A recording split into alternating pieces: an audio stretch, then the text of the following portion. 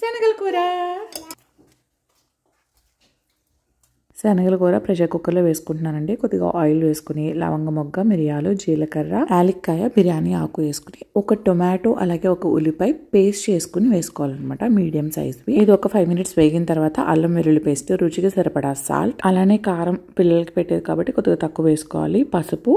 వీటిని ఒకసారి వేయించుకుందాం. ఇప్పుడు ఉడకబెట్టి పెట్టుకున్న శనగలు, ఒక బంగాళదుంప వేసుకుని ఒకసారి మిక్స్ చేసుకుని మ్యాష్ చేసుకునే దాంతో మ్యాష్ చేసుకోండి, మొత్తంగా చేసుకోకూడదండి, సగం మ్యాష్ చేసుకోవాలంతే. ఇప్పుడు వాటర్ వేసుకుని విజిల్ పెట్టుకుందాం. 2 విజిల్స్ రానివ్వాలి. ఆ తర్వాత చూస్తే దగ్గరికి వచ్చేస్తుంది. నీళ్ళు ఎక్కువ ఉంటే కనుక దగ్గరికి రానివ్వండి. అంతే, శనగల కూర రెడీ. అంతేనండి, చక్కగా మెత్తగా పూరీలు చేసామంటే ఈజీగా తినేస్తారు. కూర కూడా స్పైసెస్ ఎక్కువ లేవు కాబట్టి కమ్మగా ఉంటుంది. శనగల కూర ఇంకా కావాలా? పెడతాను. Bye bye.